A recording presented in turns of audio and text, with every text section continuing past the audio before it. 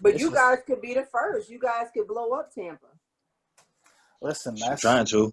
that's all I want to do. Just like once these COVID times kind of run their course, and maybe there's some type of if not a cure, something that can help not let it kill you. You know what I'm saying? Yeah. Right. That's all we need. Once that happens, then I can better assess the field. You know? Yeah. Well, look, during the COVID times, don't wait until it ends. Like I always say, you guys are creators. That means this is your time to hustle and grind. So definitely, This is the best time. Whatever you could do while you in the house, do it. Oh, trust me. Like like as a matter of fact, as of June 1st, I've kind of put together this idea of doing like a little Patreon now, and so I'm trying to get that up and going. I literally just had a computer built, like an actual build your own system type thing.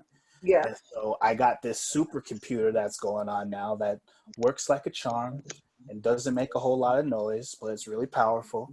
And so now I can finally get some real recording going on because prior, the system that I had, I found out that it was like the computer that I was using, it used to be a supercomputer, but it was 10 years old.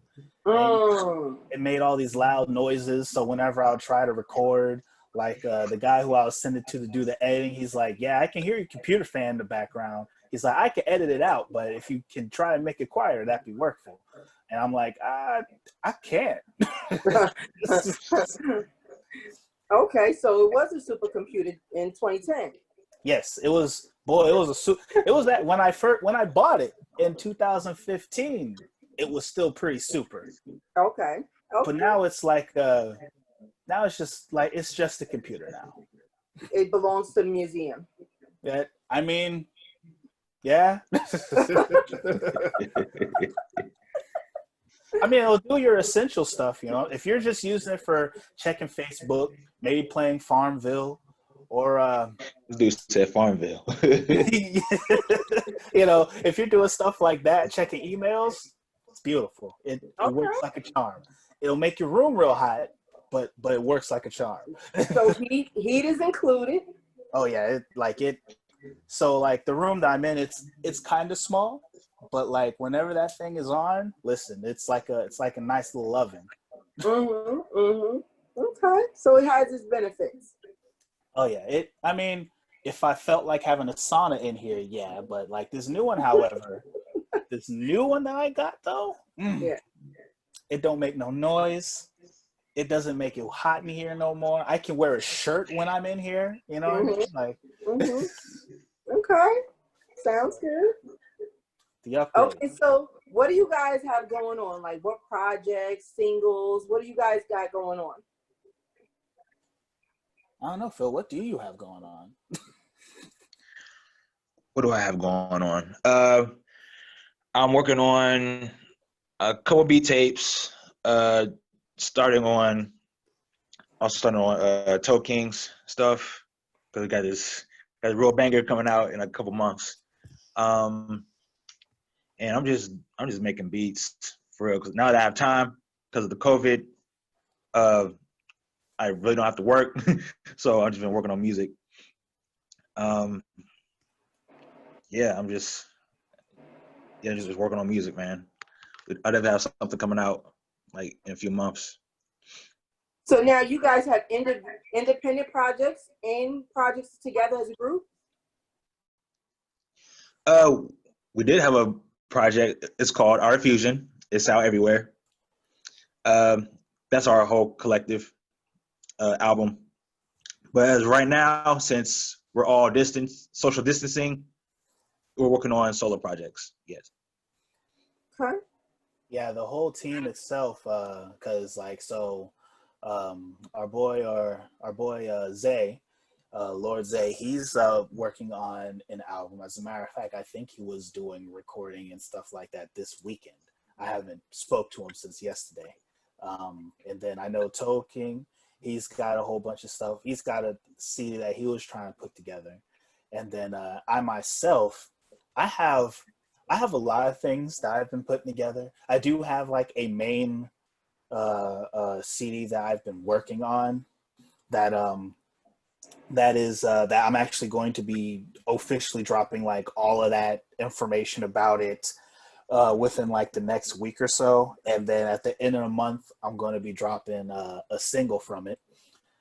Just trying to work out a couple of details about the single because I need to get album art for it, and then I have two tracks that I could use as the single, and one of them is like I need album art. The other one I'm trying to wait to see if my the person who I featured on the track can pull some things through. So it's like I'm currently just trying to figure all that stuff out. But as soon as it gets figured out, it gets dropped, and that's when everyone's going to know about that particular project. As a matter of fact, I'm actually going to do a soft talk about it on my Patreon for those who end up, joining or following and stuff like that. I'm trying because this whole Patreon thing is like a brand new journey for me, just trying to understand how it works. So it's like, hey, for my fans, yeah, I'm gonna hit y'all with that real quick exclusive stuff, and then once you know about it, then I'll let everybody know about it. So that's what's going on there. So stay tuned. I actually got some wonderful things happening. So now, can you tell the people about Patreon? I mean, I know a little bit about it, but is it to where fans can get the music directly from you? Yes. So with the way that I've come to interpret Patreon is it's a platform where people can pretty much your fans fund you because there's different levels and different tiers that you can give people. So for instance, mine has two. I have like the real basic one, which is like only $2 to follow and keep up.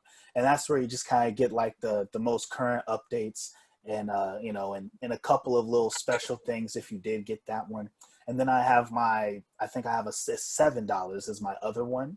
And that one is pretty much you get everything. You get the behind the scenes stuff, my random just Ayo, I'm just going to talk to you guys videos, and then any kind of like I got unreleased tracks that I've decided that I'm going to probably put on Patreon, things like that. Like for instance, one of the tracks that I put on Patreon is a unreleased track that I've had, and that is going to be officially released eventually.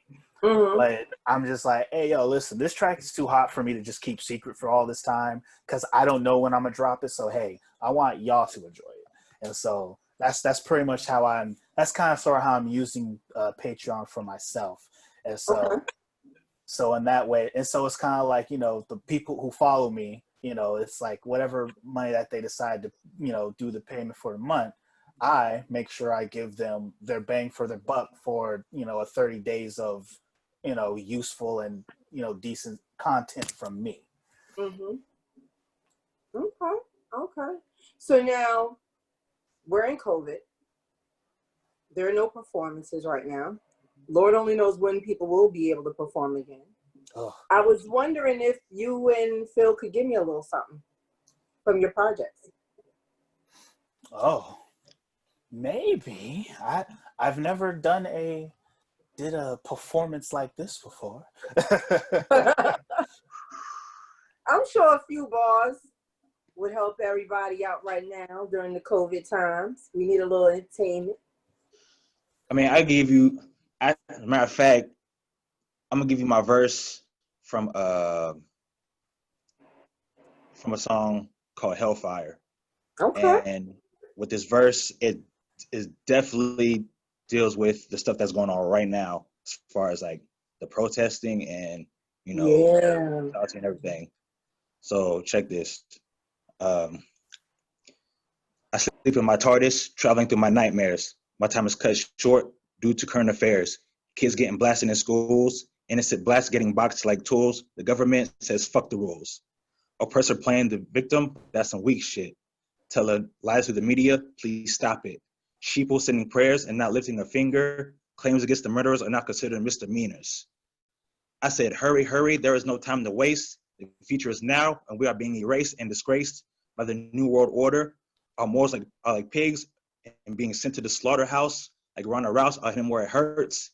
Need a Dr. Strange powers to lift this curse from my kinfolk. we're at the brink to be extinct, but y'all don't hear me though. Y'all can stay hoodwinked.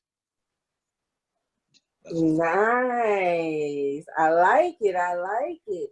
So now, Switcha, before we get into you, tell us how you guys handling all of this with the whole George Floyd, and you got Ahmaud Arbery and Breonna Taylor. Like, it's crazy. And then you guys, well, not you in particular, Phil, but the other guys are in Tampa. Like, Florida's a little... It's pretty crazy because I know, like for instance, my friend, the other guy in our group, Lord Zay, he actually was at where like a lot of that action took place. He literally lives like I think 10 minutes down the road where all the action was, where the fire happened and the looting happened at I think the Target and the Walmart. Like he lives right there, kind of thing. And so, I mean, he's all right though, because like I said, they didn't wander into the neighborhood areas because he stays in like what was it? He stays in the apartments out over there. But he was like, I can smell the tear gas outside. Like it's that real. And so like I know, like for me, I got a son now. He's 7 months old. And it's like I've been affected, or I've been a victim of such things. You know what I'm saying? When I was a kid and whatnot, I was mistaken because I was wearing a red shirt, and the person they was looking for was a white man with a red shirt and long black hair and a goatee. I was 12. I didn't have any of that. I don't understand why. You fit the description perfectly. And so it was like, I mean, granted, it was one of those situations like when it happened, like my whole neighborhood was outside. So it was like nothing crazy happened. And at the time, I was a police cadet. And so it was like, I've never, and, thinking back on those times, I was around cops all the time. My best friend's dad was a sheriff at the sheriff's office. You know what I'm saying?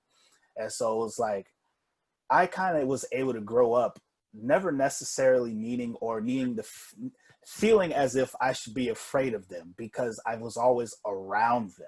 And so like, even when the situation happened, I wasn't afraid.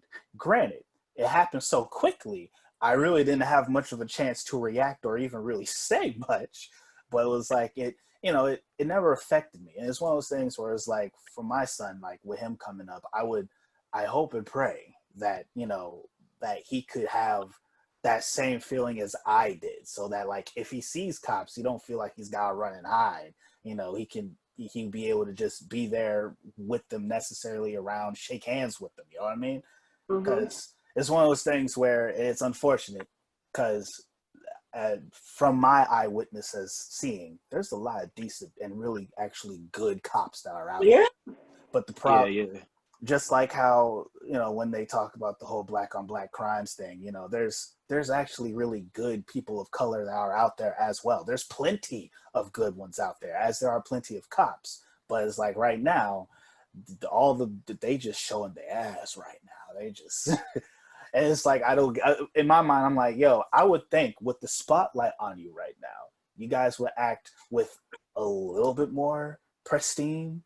But it's like, I'm seeing videos of them they're just out and about, and it's like, he's on the curb, I'm gonna just knock him over, and turns out it's an old man waiting at the bus stop to go home. Like, I'm like, really? Come on, y'all. Come on, y'all.